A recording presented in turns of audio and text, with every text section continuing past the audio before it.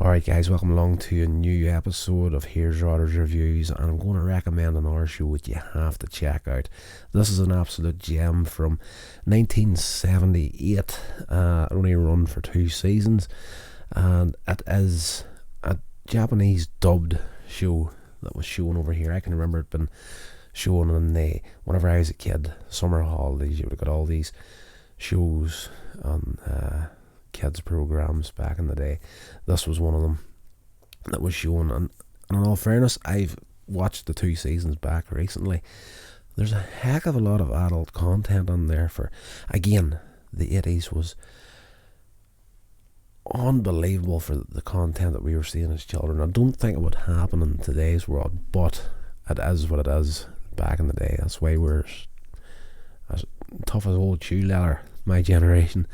This is the classic Monkey. It is fantastic. It is based on a novel or a story, whatever you want to call it, called Journey to the West, and it is fantastic. The show was produced by Nippon TV for international television, films and broadcast from 78 to 1980.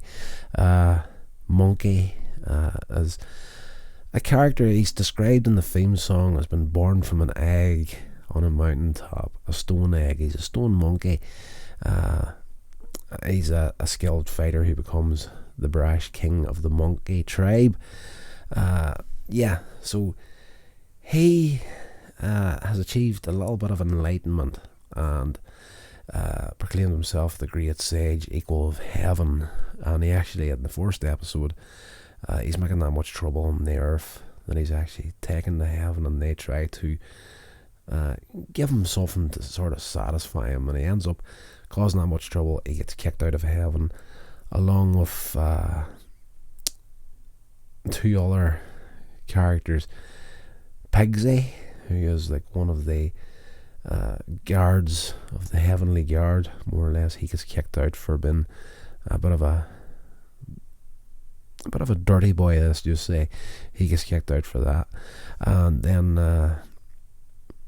who else was there? Sandy gets kicked out of heaven as well. He ends up becoming a fish spirit, and Pigsy becomes a pig spirit. So you've got a monkey, you've got a pig, and you've got a fish. They end up on the earth for a long time, 500 years in fact, if memory serves. Because of Monkey being so out of control, the Buddha imprisons him in a mountain, and it's a great little sequence. A giant Buddha has Monkey in her hand, and she says, if you can fly out of my hand, I'll let you go, I'll let you off the hook. He does so, and he flies to the end of the universe, essentially, on his magical little cloud. And when he gets there, there's 5 pillars, and he decides to mock Buddha by graffitiing his name on it, like Monkey was here. And then actually takes a whiz up the back of one of the pillars. So he flies back and lands on Buddha's hand again, and he's like, I've done it, blah blah blah. To which Buddha says, he says there was 5 pillars, skin coloured, at the end of the universe. And the Buddha goes, oh, 5 pillars, skin coloured.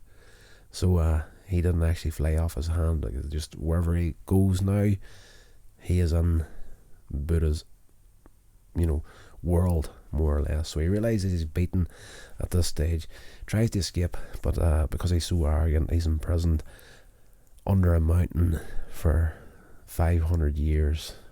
And at which point he's eventually released by a monk called Tripitaka, who's been tasked to head off from China to India to fetch holy scriptures, and he has to help her. Him, the character's a him, but it's played by a woman. And yes, they end up getting Pigsy and Sandy along the way. So the 3 of them are protecting Tripitaka as they're heading to India to pick up these holy scriptures from Buddha to bring back to China. So the entire series is them trying to move across country to get these to bring back. Each episode they've got crazy adventures. Some of it is absolutely hilarious. Monkey in the early days, he's got this gold band around his head that Tripitaka calls down on him. A lot of magic references in here, and this is to control Monkey when he gets out of control. And if Tripitaka uses a certain set of words, the gold strap around his head, the little gold crown, will contract slightly, giving him a headache. So it's hilarious. They come across antagonists, both humans and demons, throughout the series. Monkey has to fight off a lot to save Tripitaka and whatnot. There's so many episodes in here. The storytelling and it is phenomenal. There's one episode in season 2, if I can recall properly, was called Mothers, I think it was entitled. Now, if you only watch one episode of Monkey, I would highly recommend you checking that episode out. It's in season 2, somewhere around the end of the run. I think it was Mothers that was called. It was either Muller or Mothers. Check that out. It's very rarely am I watching something where I am completely glued to it, to the point where I'm sitting there with my mouth wide open in disbelief at what I'm seeing. It's just an episode that's so well told, so well acted. Like, even through the English dub, like normally you would lose something in a dubbed series, and for me that would have been the element that would have pulled me out enough for the storyline to maybe not have the emotional impact that it should be having on you. But in this case, it was phenomenally well done. The English dub didn't do anything to dilute the strength of the story, and more than a few occasions throughout the entire run of the 2 seasons, I actually teared up quite a bit in a few of the episodes. Fantastic show. Highly recommended, especially for some of the visual effects on it. Like, very dated by today's standards, but brilliant.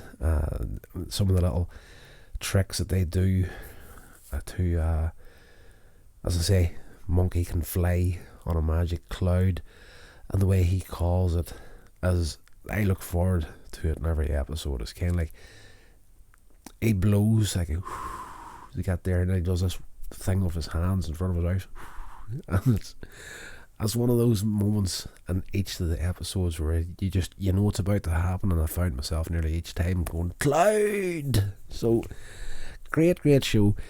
If you've never seen it, highly recommend it. I do believe I want to say the iPlayer might have it at the moment, but 100% BritBox has the entire run of it. So if you haven't seen it, you've got BritBox, check it out as soon as you can. That first episode where they're setting things up is a little bit slow, but once we get everything lined up, there's a lot of information that happens in that first episode. A lot of story squeezed into that. Some elements in it are a little bit slow, but once you get over that first episode and everything's set up and they're getting on their journey, fantastic. Particularly whenever Tripitaka calls down the crown to keep Monkey on control. Absolutely brilliant. That's going to do it, guys. I hope you enjoyed this episode. Let me know if you did, and until the next one, stay safe. I will talk to you all then.